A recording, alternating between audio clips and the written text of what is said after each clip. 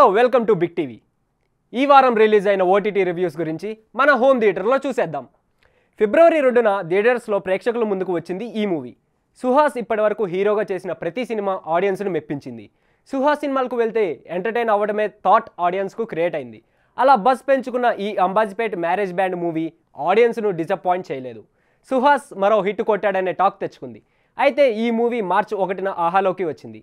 థియేటర్స్లో మిస్ అయిన వాళ్ళు ఇక్కడ చూసేయచ్చు. దీనికి ముందు ఈ మూవీ రివ్యూని ఒక్కసారి చూడండి. మల్లిగాడు అంటే సుహాస్, పద్మ అంటే శరణ్య ప్రదీప్, ఇద్దరు అక్క తమ్ముళ్ళు. పైగా వీళ్ళు కవలలు కావడంతో వీళ్ళ మధ్య బాండింగ్ మరింత ఎక్కువ. వీళ్ళ తండ్రి salon shop owner, Padma school టీచర్గా పనిచేస్తుంది. ఇక మళ్ళీ అంబాజీపేట్ మ్యారేజ్ బ్యాండ్ ట్రూప్లో మెంబర్గా పనిచేస్తూ ఉంటాడు.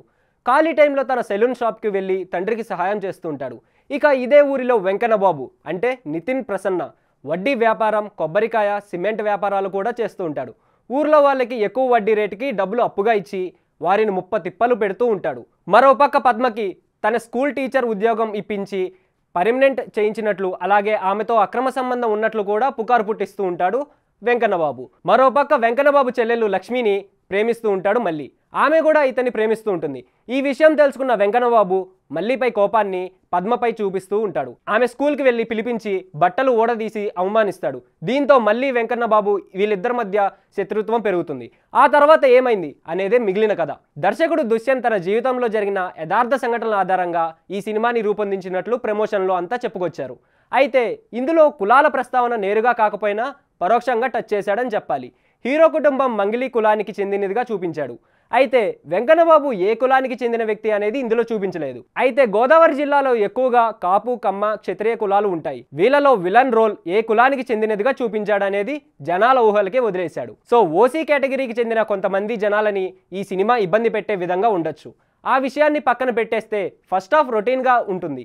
హీరో హీరోయిన్ల లవ్ స్టోరీ, కులాల ప్రస్తావన ఇదే మెయిన్ పాయింట్ ఏమో అనిపిస్తుంది. దీంతో కలర్ ఫోటో, ఉప్పెన, శ్రీదేవి సోడా సెంటర్ వంటి సినిమాలు కళ్ళ ముందే కనిపిస్తాయి. కానీ ఇంటర్వెల్ సీన్ నుండి కథ కొత్త టర్న్ తీసుకుంటుంది. సెకండ్ హాఫ్ ఎక్కువగా అక్క పాత్ర పైన నడిపించి ఎమోషనల్ ఫీల్ కలిగించాడు దర్శకుడు. అది అందరికీ కొత్తగా అనిపిస్తుంది. అందరూ కనెక్ట్ అయ్యే విధంగా ఉంటుంది. మాస్ సెంటర్స్లో ఈ సినిమా బాగా వర్కౌట్ అవ్వచ్చు. నిర్మాణ విలువలు, టెక్నికల్ టీం అంతా బాగా పనిచేశారు. నటీనటుల విషయానికి వస్తే హీరో హీరోయిన్లు అయిన సుహాస్, శివాని బాగా నటించారు.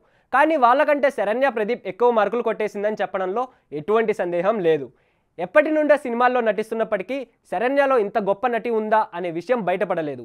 ఈ సినిమా ఆమెకు టర్నింగ్ పాయింట్ అనడంలో ఎటువంటి సందేహం లేదు. విలన్గా చేసిన నితిన్ ప్రసన్న కూడా చాలా బాగా నటించాడు. అతన్ని జనాలు విపరీతంగా తిట్టుకుంటారు అంటే అతను ఎంత బాగా చేశాడో అర్థం చేసుకోవచ్చు. ఇక ప్లస్ పాయింట్ విషయానికి వస్తే సెకండ్ హాఫ్ అయితే సూపర్ అని చెప్పాలి. శరణ్య ప్రదీప్, సుహాస్లు యాక్టింగ్ అయితే చాలా బాగా చేశారు. అండ్ మ్యూజిక్ కూడా చాలా బాగుంది. ఇంకా మైనస్ విషయానికి వస్తే రొటీన్గా అనిపించే ఫస్ట్ హాఫ్. మొత్తంగా అంబాజీపేట్ మ్యారేజ్ బ్యాండ్ మాస్ ప్రేక్షకులను ఆకట్టుకునే ఎమోషనల్ డ్రామా. ఒక్కసారి హ్యాపీగా ట్రై చేయొచ్చు. ఆహాలో స్ట్రీమింగ్ అవుతున్న ఈ మూవీకి బిగ్ టీవీ ఇచ్చే రేటింగ్ థమ్స్ అప్.